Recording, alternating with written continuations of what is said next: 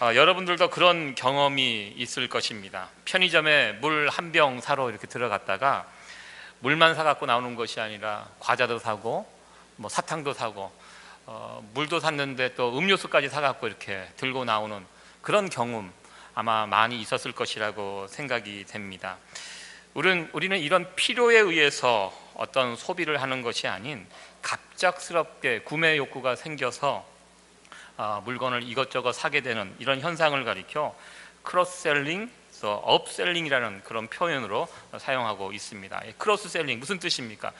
햄버거 먹으러 들어갔다가 햄버거만 어떻게 먹습니까? 햄버거에 맞는 또 콜라도 먹어야 됩니다. 그래서 콜라도 사게 되고, 또 업셀링이라는 것은 햄버거를 먹으러 들어갔는데 제일 싼 햄버거를 먹으러 들어갔는데 들어가 보니까 좀 몇 가지가 더 들어가면 더 맛있는 햄버거가 됩니다. 그래서 이것저것 더 추가해 갖고 업해 갖고 또 물건을 사게 되는 이런 경우, 또 물건을 파시는 분들이 이 크로스셀링, 업셀링을 아주 잘 이용한다고 합니다. 제가 지난주에 제 아내와 같이 코스코 장을 보러 갔습니다. 아직까지 제 아내가 코스코까지 운전을 못합니다. 교회까지는 이제 올 수 있는데요, 코스코까지는 가지 못해가고 항상 제가 그곳에 가서 같이 장을 보게 됩니다. 코스코를 방문하면 가급적 제 아내는 저를 못 들어오게 합니다. 왜냐하면 제가 그곳에 들어가서 또 충동 구매를 자꾸 하기 때문에 그날은 제 아들과 같이 그곳에 가서, 코스코 옆에 가면 굉장히 유명한 햄버거 가게가 하나 있습니다. 그래서 제 아들과 같이 맛있는 햄버거 먹으러 가자 그러고, 제 아내는 이제 코스코 가서 이제 장을 보는 그 시간에 옆에 있는 그 햄버거 가게 가서 햄버거를 이제 사 먹으러 들어갔습니다. 딱 들어가서 보니까 햄버거 가격은 10불 정도 합니다. 비싸지만 뭐 괜찮은 가격입니다. 아주 맛있는 햄버거거든요. 그래서 그거 사 먹으러 들어갔는데 어떻게 햄버거만 먹을 수 있습니까? 또 음료수도 사고 감자튀김도 사고, 또 거기서 파는 사람이 그런 이야기를 해요. 여기에 있는 그 고기가 냉동이 되어 있는 고기가 있고 또 냉동이 되지 않는 그런 고기가 있는데 그것이 조금 비싸다고. 보통 이게 한 3불 정도 비싸더라고요. 그래서 모처럼 아들과 가서 햄버거를 먹는데 그럼 그거 달라고. 그렇게 해서 이제 그 햄버거를 먹으려고 이제 주문을 하고 받아 보니까 계산서에 찍힌 가격이 35불이 나왔습니다. 여러분들 별거 아닌 것처럼 생각할 수 있겠지만 저에게는 햄버거 먹는데 35불을 지불한다는 게, 물론 두 사람이지만 이게 큰 돈이었습니다. 이 동네 버거킹 같은 데 가면 10불 가지고 쿠폰 가지고 이거 내면 두 사람이 충분히 먹을 수 있는 그런 금액인데, 이 35불을 내고 그 햄버거, 물론 햄버거는 맛있었습니다. 고기가 특별히 더 육즙이 좋고 좋았는데 너무 비싼 햄버거를 먹으면서 보니까 이 크로스셀링, 업셀링이 다 들어가 있는 그런 햄버거를 그렇게 이제 먹으면서 정말 그 맛을 제대로 느끼지 못하고 이렇게 먹었던 그런 기억이 있습니다. 이 충동 구매가 제일 활발하게 일어나는 장소가 물건을 계산하는 계산대라고 합니다. 여러분들 상점에 가보시면 물건을 계산할 때 양 옆에 무엇이 있습니까? 물건들이 빼곡히 되어 있습니다. 특별히 어린아이들을 두고 있는 부모들이 카트에다가 아이를 싣고 가면 아이들이 손 닿을 만한 곳에 뭐 맛있는 것도 아니에요. 사탕, 껌, 뭐 아이들 군것질 할 수 있는 것들이 질비하게 놓여 있습니다. 이것이 바로 물건 파시는 분들의 작전입니다. 그렇게 거기다가 집중적으로 배치해 놓으면 나가면서 그것을 살 수밖에 없습니다. 저희도 예전에 이제 아이들이 다 컸기 때문에 그렇게 하지 않지만, 예전에는 키울 때는 항상 거기 앉아갖고 거기에서 물건을 막 이렇게 잡고 우리는 그거 안 된다고 하고 항상 실랑이를 벌였던 그 장소가 계산대입니다. 그러니까 물건을 파시는 분들이 기가 막히게 아는 거예요.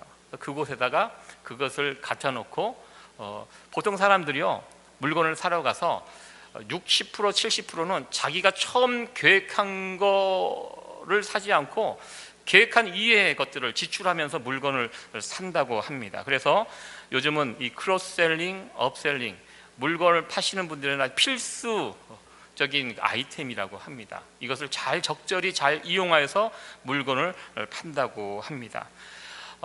귀가 얇다는 그런 이야기를 합니다. 귀가 얇은 것이 무엇입니까? 상대방의 말을 잘 듣거나 누가 무슨 이야기를 하면 그 말에 쏙 빨려 들어가서 남의 이야기를 잘 듣거나 또 상대방에게 잘 속아 넘어가는 사람들을 가리켜 귀가 얇은 사람이라고 이야기합니다.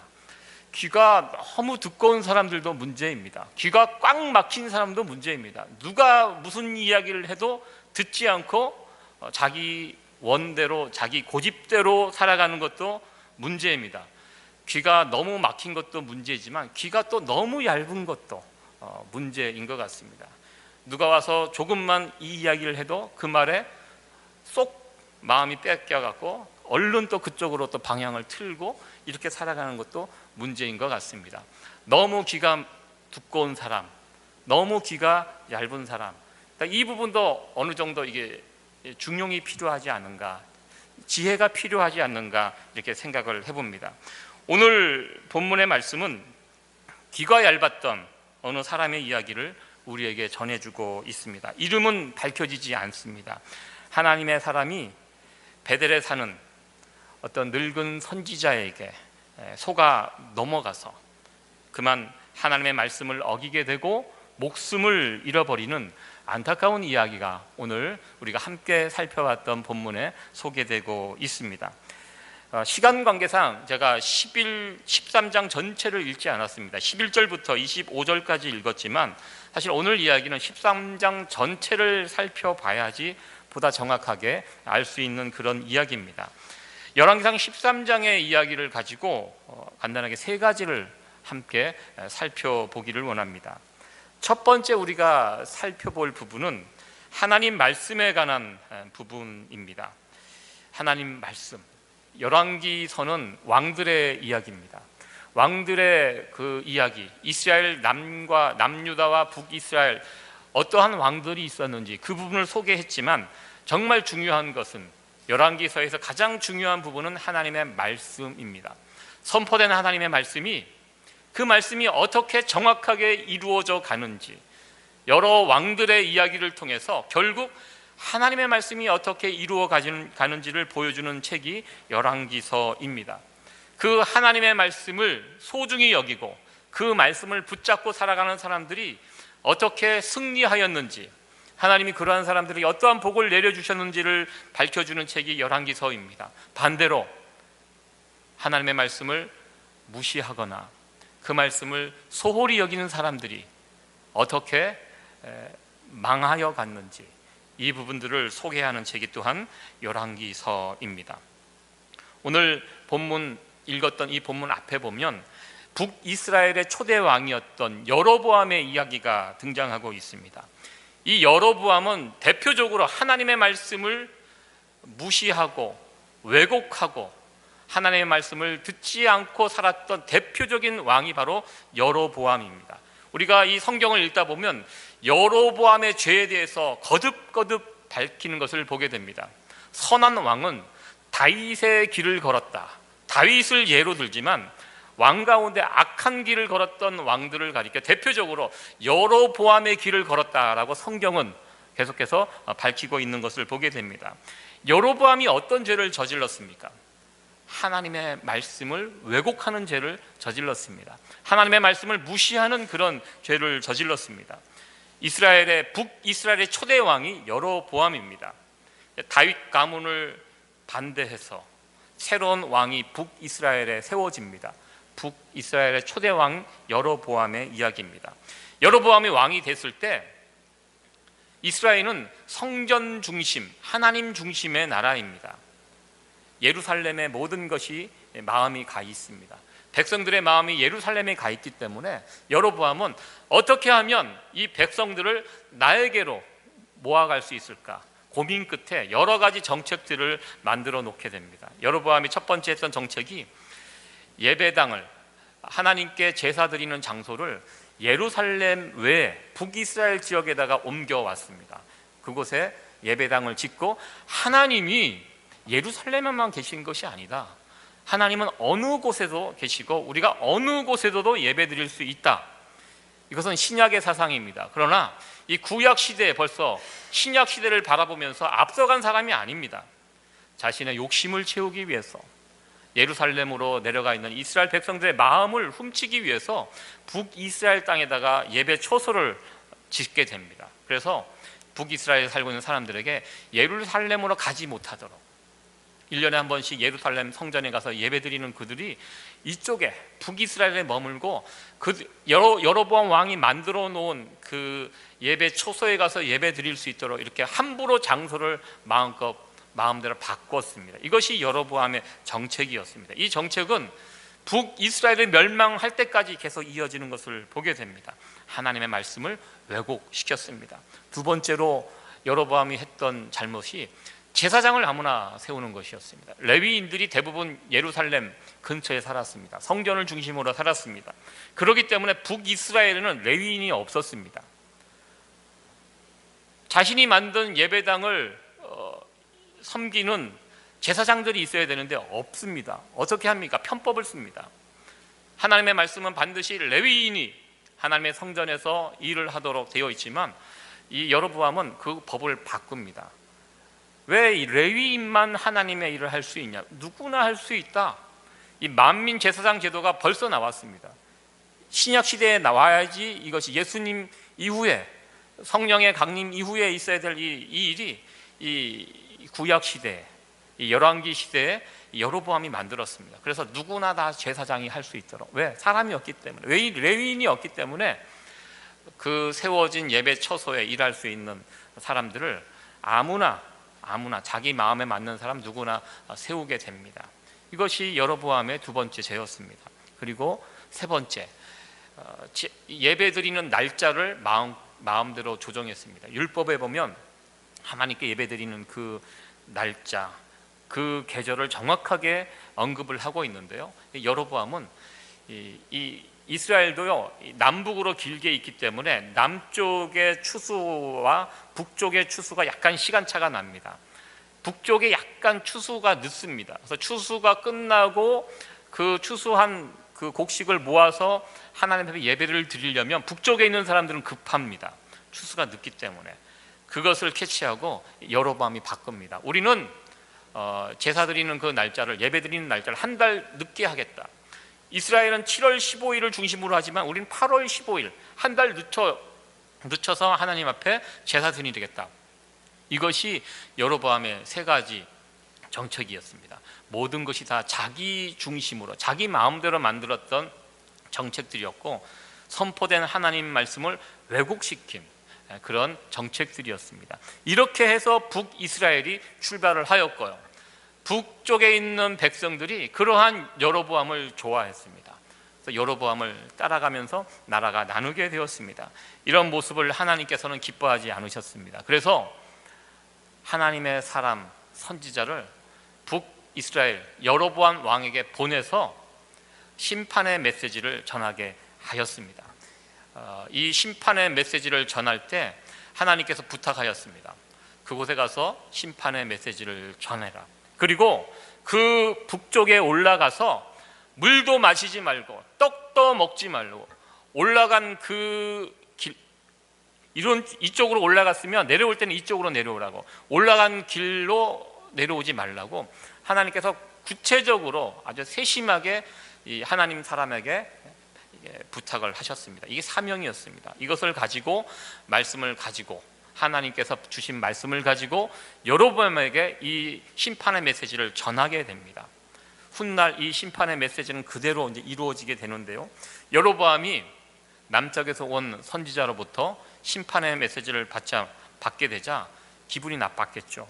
그래서 손을 들어서 이 하나님의 선지자를 치려고 하였습니다. 그때 하나님께서 역사하셔서 그 손이 굳어지도록 그렇게 이적을 베풀어 주셨습니다. 손이 굳자 이 여로보암 왕이 깜짝 놀라고, 그리고 자신에게 메시지를 가지고 왔던 그 하나님의 사람에게 부탁을 합니다. 고쳐달라고 이렇게 부탁을 했을 때 이 하나님의 선지자가 기도하면서 그 사람이 손이 다시 풀려지도록 기도를 합니다. 그렇게 하면서 고침을 받게 됩니다. 이 고침을 받았을 때 여로보암 왕이 깨닫게 됩니다. 아, 정말 하나님의 사람이구나. 이 사람은 하나님이 보낸 사람이구나. 그래서 은혜를 체험하고 그 하나님께서 보내주신 이 선지자를 아주 선하게 대우를 하려고 합니다. 이곳에 와서 먹을 것을 먹고 목을 축이고 뭐 이런저런 것들을 이제 베풀려고 하는데요, 선지자가 거기에서 과감하게 노합니다. 아닙니다. 왕께서 이 나라의 절반을 준다고 할지라도 나는 받지 않겠습니다. 나는 이곳에서 물도 마시지 않고 떡도 먹지 않고 이렇게 저렇게 하겠습니다. 왜? 하나님께서 나에게 그런 메시지를 주셨기 때문입니다. 그래서 왕 앞에서 왕이 베푸는 그 선의를 그 앞에서 노를 하고 그 왕 앞에서 이렇게 다시 남쪽으로 내려오는 그런 또 하나님 선지자의 모습을 보게 됩니다. 이것이 오늘 읽었던 그 본문의 앞에 이루어졌던 사건이었습니다. 여기까지는 정말 하나님의 말씀대로 아주 정확하게 잘 지켰던 하나님의 사람의 모습을 보게 됩니다. 하나님의 말씀대로 움직여갔던 하나님의 사람의 귀한 모습을 우리는 보게 됩니다. 우리가 미국에서 이렇게 살다 보면 중요한 것이 있습니다. 미국에서는 법을 정말 잘 지키는 것이 중요합니다. 어떤 디렉션대로 움직여가는 거, 미국 생활에 어떤 굉장히 중요한 부분이라고 생각을 해봅니다. 우리가 살고 있는 이곳 롱아일랜드 지역입니다. 조금 더 들어가면 이제 뉴욕 시티가 있습니다. 뉴욕 시티와 이 롱아일랜드에 다른 점이 있습니다. 운전을 하다 보면 여기서 나가다 보면 보통 빨간불이 되면 우회전을 할 수가 없습니다. 시티에서는 그러면 안 됩니다. 걸립니다. 그런데 여기에는 가능합니다. 이 롱아일랜드 법은 빨간불일 때 특별한 언급이 없을 때는 우회전을 해도 됩니다. 그것이 룰입니다. 우리가 이런 교통 법규를 잘 알면 미국에서 생활하는 것이 그만큼 편리합니다. 저도 이제 미국 생활을 이제 한 18년, 19년 이렇게 하다 보니까요, 미국 생활은 다른 거 없다. 그냥 시키는 대로, 룰대로, 디렉션대로 이렇게 살면 큰 불편함이 없다는 것을 알게 됩니다. 제가 최근에 제 운전하던 그 차가 앞 유리가 이제 돌을 맞아갖고 이제 약간 크랙이 생겼습니다. 이상하게 제 차는 돌을 잘 맞아요.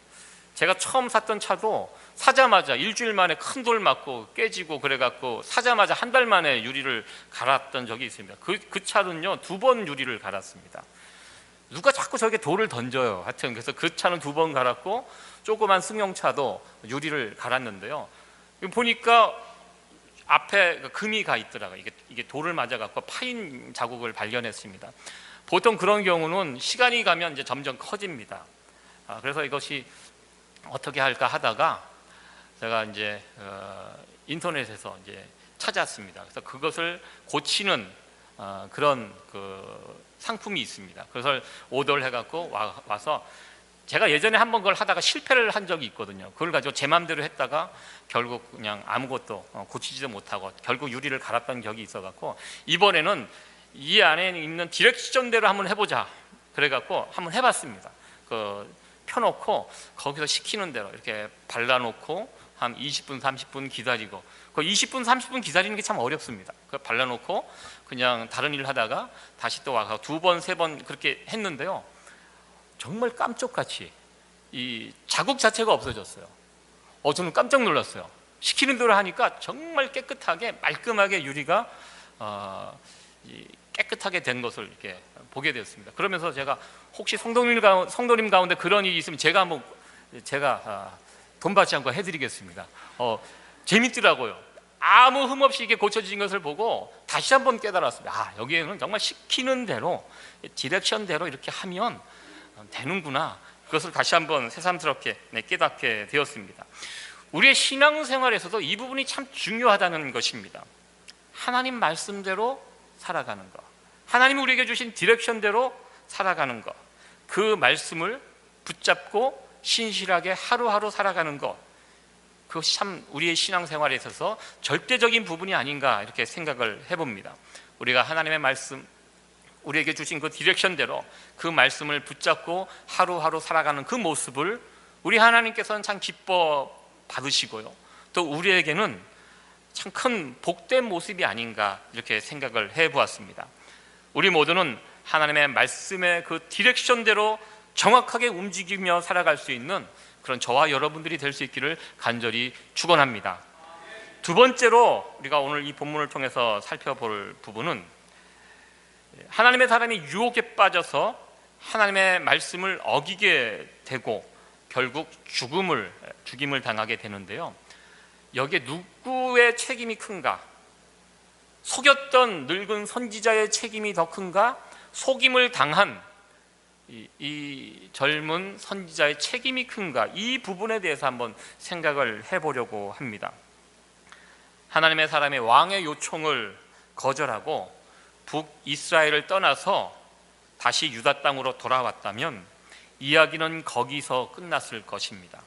그러나 이야기가 거기서 끝나지 않고요, 중간에서 일이 발생이 됩니다. 그러면서 이야기가 계속 진행이 되는 것을 우리에게 보여줍니다. 결국 이 선지자는, 하나님의 사람, 이 선지자는 결국 목숨을 잃어버리는 상황까지 가게 됨을 우리는 보게 됩니다. 속인 사람, 베델의 늙은 선지자와 속임을 당한 사람, 하나님의 사람입니다. 이 둘 중 누구에게 더 책임이 있을까요? 하나님의 말씀을 받고 그대로 움직여갔던 이 젊은 하나님의 사람, 이 선지자에게 늙은 선지자가 찾아와서 나도 하나님의 말씀을 받았다, 거짓말을 하였습니다. 하나님의 사람은 그 말에 그만 속아 넘어가게 됩니다. 그런데 성경을 보면요, 왜 하나님께서는 속인 사람보다 속임을 당한 사람을 더 엄하게 다루시는가? 왜 그 사람에게 더 책임을 묻고 있는가? 이 부분에 대해서 우리가 질문을 하게 됩니다. 왜 하나님은 속임을 당한 사람에게 책임을 물으셨을까요? 우리가 먼저 알아야 될 부분은 이 부분이라고 저는 생각을 해보았습니다. 하나님으로부터 직접 말씀을 받은 사람이 누구입니까? 속임을 당한 사람입니다. 만약에 그 말씀이 중간에 바뀌었다면 다시 하나님께서 말씀을 주셨을 거예요. 그 사람에게, 말씀을 준 사람에게. 보통 하나님의 말씀은 바뀌지 않습니다. 만약에 바뀌었다면 하나님께서 다시 그 사람에게 말씀을 주셨을 것입니다. 누구를 통해서 주시지 않았을 것입니다. 이 하나님의 사람이 실수한 부분이 바로 그 부분입니다. 자신이 받았던 그 하나님의 말씀을 끝까지 붙잡지 못하고 중간에 그것을 놓아버리는 이 실수를 하게 되었다는 것입니다. 속이는 사람보다 속아 넘어가는 사람이 더 문제라는 것입니다. 예전에 그런 이야기가 있습니다. 시골에 살던 사람이 서울에 올라가면 항상 그런 이야기를 합니다. 서울에 가면 정신 바짝 차려야 된다고. 가만히 눈 감고 있으면 코를 베어가는 그런 세상이 서울 생활이라고, 아마 그런 이야기를 하면서 보냅니다. 그렇죠. 어리숙하게 그렇게 살다가는 금방 속아 넘어가고 낭패를 당하는, 이 도시 생활이 그런 것 같아요. 도시 생활, 우리가 미국 생활이 그렇잖아요. 여러분 정신 바짝 차리고 사셔야 됩니다. 그냥 어물어물 이렇게 살다 보면 금방 이런저런 낭패를 당하게 되고요, 속아 넘어가게 되고요. 제가 지난주에 또 한 번 사고를 쳤는데요. 아이폰에서 뭐 이렇게 잘못 누르다가 뭘 잘못 눌러갖고 그냥 갑자기 9불99가 그냥 빠져나갔습니다. 제 아내에게도 얘기하지 않았는데요. 가끔 그런 일이 있습니다. 정신을 차린다고 하지만 잠시 방심한 틈을 타서 잘못, 이 깨알 같은 글씨를 잘못 보고 잘못 눌렀다가 바로 그냥 여기서 차지가 돼서 보니까 벌써 영수증을 보내왔더라고요. 이걸 어떻게 캔슬하는 방법도 모르고 제가 이것도 고민입니다. 뭐 큰 돈은 아니지만 정말 우리가 정신 차리지 않으면, 여러분들 누구 책임입니까? 속인 사람이 책임이 아니에요. 속아 넘어간 사람이 책임이라는 것입니다. 우리 주변에는 귀가 얇은 사람들이 있습니다. 누가 무슨 이야기를 하면 그 말에 마음을 쉽게 빼앗기고 막 마음이 왔다 갔다 합니다. 귀가 얇다는 거 무슨 뜻입니까? 자기 생각이 없다는 것입니다. 자신이 그 일에 분명한 생각과 기준을 가지고 있다면 누가 와서 무슨 이야기를 해도 흔들리지 않습니다. 내 생각이 없으면 누군가의 의견에 흔들릴 수밖에 없다는 것입니다. 영적으로 귀가 얇다, 무슨 뜻입니까? 그 안에 하나님의 말씀이 없다라는 뜻입니다. 그렇기 때문에 누가 와서 이런저런 말을 하고 누가 와서 이렇다 하면 금방 그 말에 마음을 빼앗기고 내 영혼까지 내어놓는, 무슨 뜻입니까? 내가 지금 붙들고 있는 하나님의 말씀이 없다라는 그런 뜻입니다. 오늘 본문에 나오는 이 하나님의 사람의 실수가 무엇입니까? 하나님께서 분명히 말씀을 주셨습니다. 그 말씀을 꽉 붙잡고 있었으면 괜찮은데요, 중간에서 그것을 놓아버렸다는 것입니다. 물도 마시지 말고 떡도 먹지 말고 갔던 길로 가지 말고 다른 길로 돌아와라. 분명히 하나님께서 이 말씀을 구체적으로 주셨는데, 이 하나님의 사람은 순간 늙은 선지자의 속임수에 빠져서 먼저 받았던 그 하나님의 말씀을 놓아버리는 그런 잘못을 저지르게 되었습니다. 우리가 이단과 사이비에 빠지지 않는 방법 무엇입니까? 속아 넘지 않는 방법이 무엇입니까? 이미 하나님께서 내게 주신 그 하나님의 말씀을 꽉 붙잡는 것입니다. 이단과 사이비들이 접근하는 방법이 무엇입니까? 늘 같은 이야기를 합니다. 내가 최근에 하나님으로부터 새로운 말씀을 받았다. 이전 것들은 다 잘못된 것이다. 우리에게 새로운 생명이 있다. 대부분 이런 식으로 접근을 합니다. 여러분, 다 거짓말입니다. 하나님께서는 이미 우리에게 충분히 하나님 말씀 주셨습니다. 우리가 할 일은 무엇입니까? 우리에게 주신 그 하나님 말씀을 확 붙잡는 일입니다. 그것을 놓치지 않는 일입니다. 자신이 확실한 기준을 가지고 분명한 생각을 가지고 살아가는 사람들은 사기꾼의 속임에 넘어가지 않는다고 말씀을 드렸습니다. 이미 우리에게 주어진 그 하나님의 말씀 꽉 붙잡고 흔들리지 않고 있을 때 그와 같은 영적인 사기꾼에 우리가 넘어가지 않게 된다는 것입니다. 앞으로 우리는 살아가면서 계속해서 우리를 속이려고 하는 자들이 우리 앞에 나타날 것입니다. 그리고 우리가 기억할 것은 속이는 자는 문제가 안 된다는 것입니다. 문제는 속는 자들이라는 것입니다. 그것에 속아 넘어가는 자들이 문제라는 것입니다. 왜냐하면 우리는 하나님의 말씀을 받은 자들이기 때문입니다. 그러기에 책임은 누구에게 있습니까? 우리에게 있다는 것입니다. 그러기 위해 우리는 속아 넘어가지 않도록 늘 깨어서 내게 주신 그 하나님 말씀 놓치지 않도록 더 꽉 붙잡고 살아가는 그런 귀한 모습이 저와 여러분들 가운데 나타나야지기를 간절히 소원합니다. 세 번째로 마지막으로 살펴볼 것은 하나님의 사람이 그만 유혹에 걸려 넘어져서 쓰러지게 됩니다. 그 쓰러진 모습이요, 너무나 비참한 모습을 보여주고 있다는 것입니다. 24절 말씀 우리 같이 한번 읽어보도록 하겠습니다. 시작. 이에 그 사람이 가더니 사자가 길에서 저를 만나 죽이매 그 시체가 길에 버림바 되니 나귀는 그 곁에 섰고 사자도 그 시체 곁에 섰더라. 이 성경 본문에 나와 있는 그림을 한번 상상해 보시기 바랍니다. 하나님의 사람이 사자에 물려 죽었습니다. 그리고 그 죽은 장소가 숲속이 아니라 길가입니다. 길가 무슨 뜻입니까? 사람들이 다 지나다니는 오픈되어 있는 다 볼 수 있는 그 장소에 사자에 물려 죽어 있습니다. 그 하나님의 사람이 탔던 나귀도 그 옆에 그대로 있습니다. 사자가 어떤 짐승을 잡을 때, 사람을 해칠 때는 목적이 있습니다. 무엇입니까? 배가 고파서 먹기 위해서 잡습니다. 그런데요, 이 그림은 무엇입니까? 사람을 잡아놓고 나귀를 잡아놓고 먹지 않고 옆에 가만히 있습니다. 무슨 뜻입니까? 이 일은 하나님께서 하신 일이라는 것을 보여주고 있습니다. 길가에 쓰러져 있는, 죽어 있는 하나님의 사람, 그 모습을 지나가는 사람들이 봅니다. 이것은 하나님의 경고라는 것입니다. 하나님의 말씀을 소홀히 여기는 사람들이 어떻게 될 것인지 경고하는 그 모습이라는 것입니다. 제가 이 뉴욕에서 운전하고 다니면서 다른 것이, 이곳에는 사슴이 없는 것 같아요. 혹시 이곳에 사슴이 있나요? 일부 때 물어보니까 있다고 우기는 분들이 계시던데 저는 못 봤어요. 그래서 워낙 사람들이 많고 차들이 많아서 그런지 사슴이 살 수 있는 환경이 아닌 것 같아요. 보신 분 있긴 있다고 하더라고요. 있겠죠, 사슴이.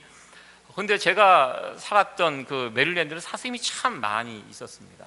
제가 살았던 그 지역은 특별히 사슴 출몰 지역이라서 늘 조심해야 돼요.